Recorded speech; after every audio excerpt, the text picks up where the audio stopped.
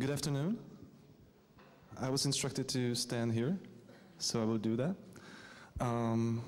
Yeah, we won't get any more contrast out of this, sorry. So I'll be talking about the work I've done in part at the Institute of Translation Studies at Charles University. And over there, what they study about translation, the language transfer from one language to another, is the linguistic perspective. But I was looking more into the social aspect of translation. Who does translating in the fan communities? So we've been talking about, this is Tyrion Lannister, we've been talking about from Game of Thrones, we've been talking about distribution and circulation, and digital technologies allow for instant distribution of content, and at the same time there's this circulation going on, and it is worldwide. We get exposed to content from all over the world, including and especially Hollywood. But at the same time, the reception is local, and there are local differences between contexts. And there are different languages. So I guess most of you who are sitting here right now have, at some point in your lives, downloaded an unauthorized, as Henry put it, an unauthorized copy of an episode of a show you like, and then you watched it probably with Czech subtitles made by amateurs or by fans or with English subtitles. And in order for you to be able to do so, there had to be some people who made this possible. There was the guy who ripped the video file somehow. There was a person who ripped the subtitles from the DTV, from digital TV signal. And then there might have been a translator who translated this into Czech. And these are all real people, and I'm interested in these people.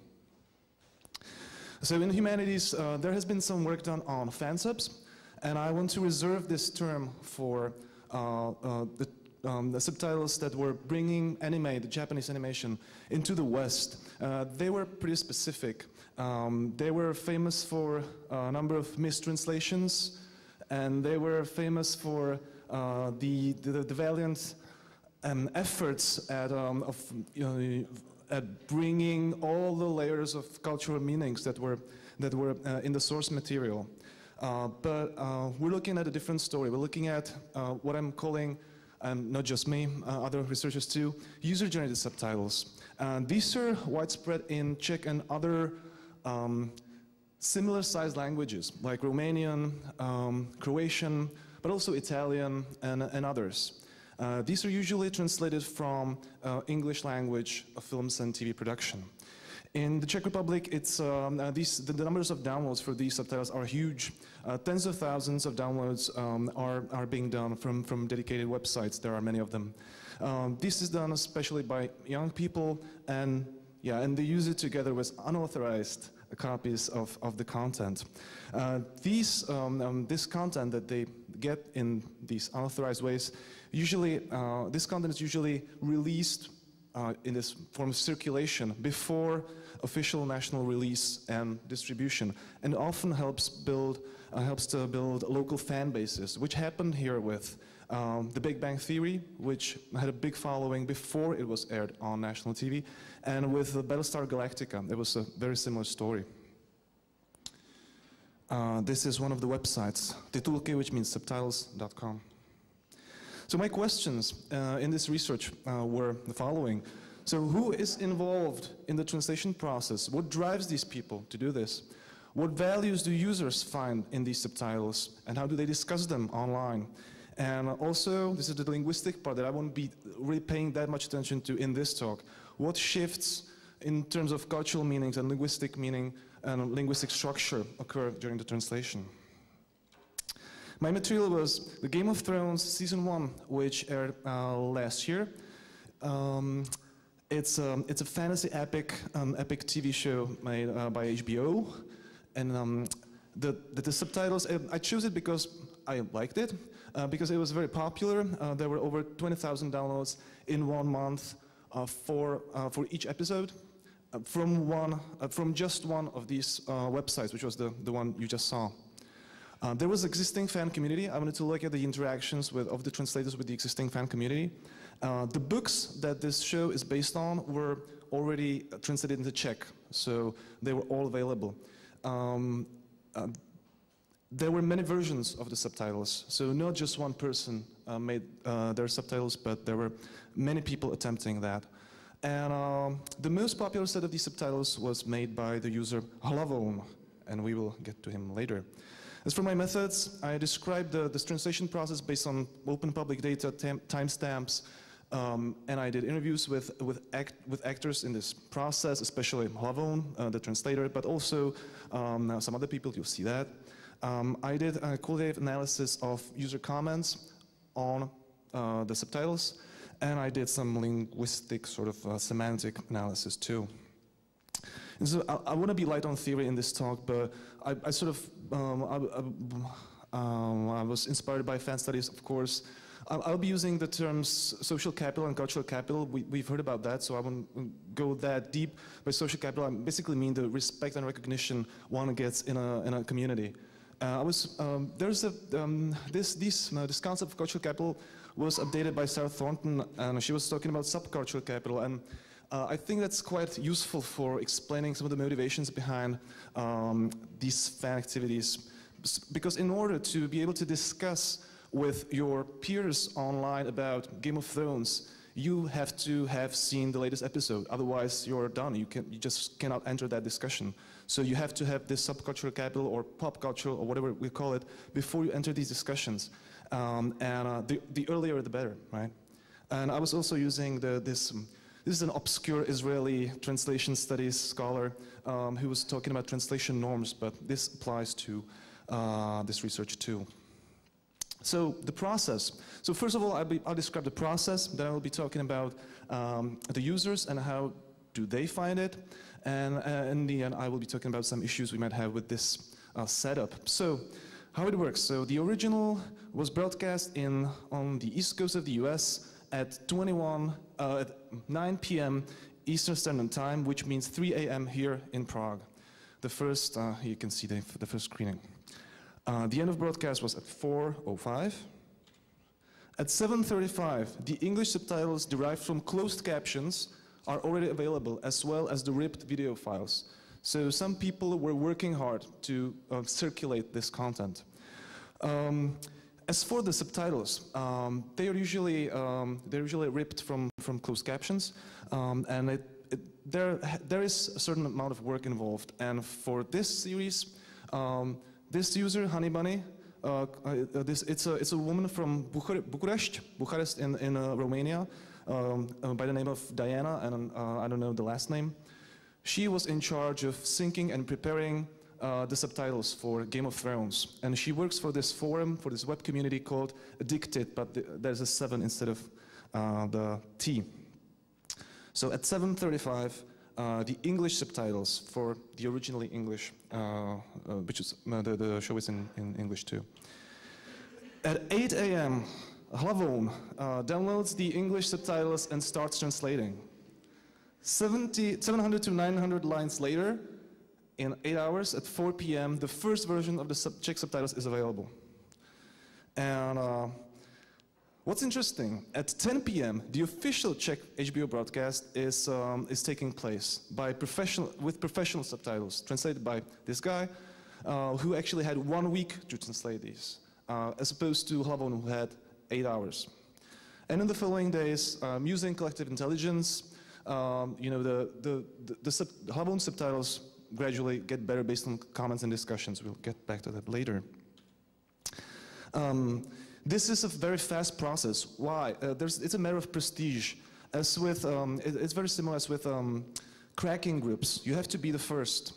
By being the first, you get social capital. You get respect from other subtitling communities. And the same for Hlavon. He needs to be fast because that's how he gets his recognition. So who's Hlavon? To explain the avatar, Hlavon is, it has different meanings in Czech. One of them is a big head, and another is a smart guy. So it has many meanings. And so I'm using this avatar to represent Hlavon. He's a high school, he's not what we would call like the stereotypical example of participatory culture. He's a 42 years old 22-year-old high school teacher in Pilsen. He joined the community in 2007, contributed over 600 files, and is one of the best-known translators in the community. Why does he do that? He says he needs the subtitles himself. I'm not the kind of guy who'd say, I don't need them. I'm translating it for myself too. Watching it with English subtitles is just not the right experience. In fact, he said that he was learning English while translating subtitles. So, I mean, this is a little questionable. So can we really rely on these subtitles if they're made not by professional communicators, professional translators, but by fans who are actually learning English while doing this? But actually, the Hlavon is actually one of the best ones. So, I mean, the quality is actually pretty good. Another big motivation is that people know me, that I'm getting the points and votes, that I can be seen there. I think that a lot of people know my nickname now. It's fun. He wasn't originally a fan of the book series, but he was interested in translating the show. And he expected competition, and he knew that this would be a hard article, and he knew that by translating this one, he would earn enormous respect in the community. So he actually negotiated support of the Czech Fire and Ice fan site, the fan community at www.fireice.cz. So he said, okay, I will translate the first episode, and if you're satisfied, you'll officially endorse me. So he was officially endorsed by the Czech fan community. As for the process itself, this was usually done on Mondays because of the time shift. He's a high school teacher, and luckily enough, on Monday he didn't really have to teach that many classes. So he had a lot of time to actually do it in his office, except for the first episode, because he knew the first one was so important that he took a day off to do that. And for the episode 3, which is, it's funny, the subtitles were delayed because Hlavon went on Easter holiday with his family. And he had informed his followers early enough, but then there were other people who were trying to take his place and who offered their own version of the subtitles. But what's interesting is that most of the users were actually patiently waiting for Hlavon's subtitles because they knew they would be of good quality. When we look at the subtitles, the text itself, it's the difference between the subtitles we find here and the fan subs is that the subtitles we're talking about here are much more do conform much more to the standard we find in TV and cinema subtitling, as opposed to fan subs. Where you get all these explanations, cultural references, and so on. At first, when you see these these user-generated Czech subtitles, you wouldn't really tell them from the professional ones. Yeah. So what do the fans think about these subtitles? So first of all, Hlavon provides them with access to cultural capital. They call him the savior. They say, what would we do without you? And they use the discourse of the show itself, saying, you are Lord, you are a king, we're your vassals. That's one category of users. But then there are other users who don't really require subtitles, but it's still better for them to have them. I've seen it in English, now once more in Czech. So it's like an augmented experience when they see it in Czech once more. So he grants access to pop culture capital. Speed is important. He's called Hurricane, Uragan, high-speed train, and also in Czech, I don't know how to translate it, Šaratica. It's a drink that has laxative effects. So now that we know that there are two different sets of subtitles, how do people choose which ones to use? Beside the obvious fact that the ones by Hlavon are for free and they're accessible online, and given that they are pretty much formatted according to the same norms, so there are no explanations, no further content in the fan subtitles. Discussions go like this. I have no idea why anybody is even discussing HBO subtitles here. So there's a sense of community. We are members of this subtitling community, and we love what these people are doing, so why even talk about HBO subtitles? Another opinion. Anyway, HBO has superb subtitles, but I believe that if you're a fan, yours will be 10,000 times better. There's this idea that fans will do a better job, maybe not in linguistic terms, but maybe in terms of staying true to the original. Because these people are expected to know the fictional world of this show very well, and the books too. So, you know, people were pointing out some discrepancies in the official translation, and they believed that this would never happen in a fan translation. As for the translation strategies, this is like a little bit about the linguistic side. Hlavon's translation tends to be much closer to the English original in terms of the grammatical structure. I mean, it's not really, well, you have to believe me. This is because of the time constraints.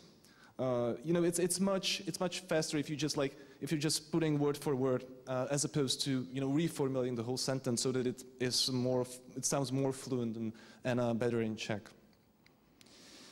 Now that we know what these subtitles look like roughly, there's this issue of quality, and that's kind of divisive.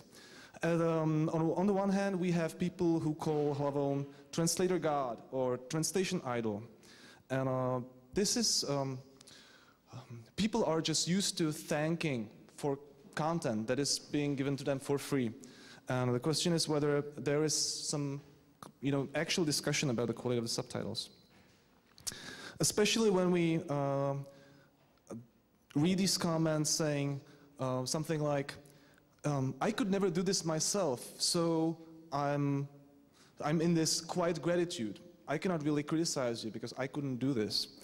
On the other hand, people are sending in corrections, which are usually written in very, you know, courteous way and a very standardized way, just like the number of the line and like pretty much just the original version and an arrow and the corrected version, and it's up to Hlavon to do something about it. And then there's a meta discussion about the quality of the subtitles. There's this guy who was saying, "You're praising a perfect translation. Do you even speak English?" Because he found some, you know, linguistic errors. And then the question is, who is to judge? According to Hlavon, the people from the fan community, from the Fire and Ice fan community, are the ones to judge quality of the subtitles. So obviously, he's more interested in staying true to the fictional world, than the linguistic aspect of it. Some other people think that the ones to judge the quality should be fans and at the same time good English speakers. So so there are these different views of this, and in many ways the discussion sort of gets cluttered by people just thanking, which is, you know, considered good manners, but then you cannot really tell evaluation from just courtesy. That's one thing, and now we're getting to another issue. This is related to what Sangita was saying about the commercial versus grassroots thing, and we've been hearing it a lot in the works of, you know, many scholars like Jose van Dijk and others. There's this issue of economic exploitation, because these people are offering content for free, such as Hlavon. You know, he's working hard to get this recognition to make these subtitles, and he's getting a lot of love, but he's not really getting any money for it. He's operating in a gift economy. And on the other hand, the website is actually operating as a commercial enterprise. So it's owned by a company that owns many other websites, and this is one of the places where they put ads. And there hasn't really been that much discussion among the users of this server about it, except for one time when Hlavon was complaining about his financial situation. just for, I mean, for no reason really, just on the discussion forums. And somebody told him, so maybe just put up your account number and like we can thank you for doing this work for us. And he actually did that, and people sent him some money. It was more than he expected. It was in in the order of thousands of crowns, but it was not that much. So that's one of the issues. But on the other hand, we can see people from the amateur, or let's not call it amateur anymore, but from the user environment or for the fan environment, actually getting jobs as translators. We can see the subtitles that were originally made by fans being published officially in DVD bundles. Fan subtitles get licensed and published. So yeah, this was largely descriptive. I just wanted to throw this out and see if you have anything to add or comment. But this is how it works in a small segment of the Czech fan subtitling scene. Okay, that's it. Thank you very much.